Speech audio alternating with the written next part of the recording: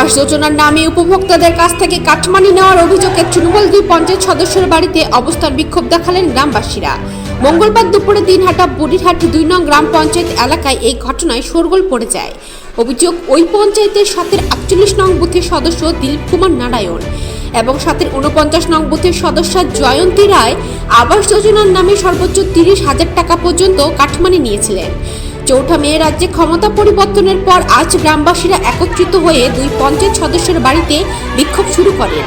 ঘটনার আঁচ পেয়ে অভিযুক্তরা বাড়ি থেকে পালিয়ে যান। গ্রামবাসীরা সালিশিভাবে টাকা ফেরত না পেলে প্রশাসনের দ্বারস্থ হওয়ার হুঁশিয়ারি দেন। দীর্ঘ সময় বিক্ষোভের পর অভিযুক্তদের না পেয়ে বিক্ষোভকারীরা ফিরে যান। এই বিষয়ে তৃণমূল বা অভিযুক্ত পঞ্চায়েত সদস্যদের তরফে কোনো প্রতিক্রিয়া মেলেনি। কি অভিযোগ? অভিযোগ, ঘর পাওয়ার নাম করে অনেকের কাছ থেকেই টাকা পয়সা নিছে। আমরা এটা চাইতেছি, যদি না দেয় আমরা এখান থেকে কেউ উঠবো না। কে নিয়েছে টাকা? পঞ্চায়েত। কি নাম পঞ্চায়েতের? বাবলু রায় বর্মন না, জয়ন্তী রায়। জয়ন্তী রায়। মহিলা, হ্যাঁ, জয়ন্তী রায় বর্মন। সাধারণ মানুষের কাছে অভিযোগ আমরা ঘর পাইছি আবাস যোজনা, আমার কাছ থেকে 10,000 টাকা পঞ্চায়েত নিয়েছে।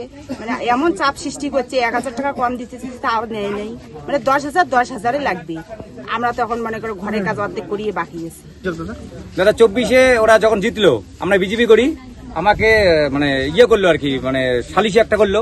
সালিশি করার পরে আমাকে 1 লাখ টাকা ফাইন, পরবর্তীতে টাকা দিতে না পারি দেখে আমাকে 30,000 টাকা নিচে 2 পঞ্চায়েত মিলে। ওই যে এখানে দিলীপ নারায়ণ এবং ওই যে বাবলু এবং হুমকি দেখাইছে যে এরপরে মিল ঠিল বন্ধ, আমার মিল আছে।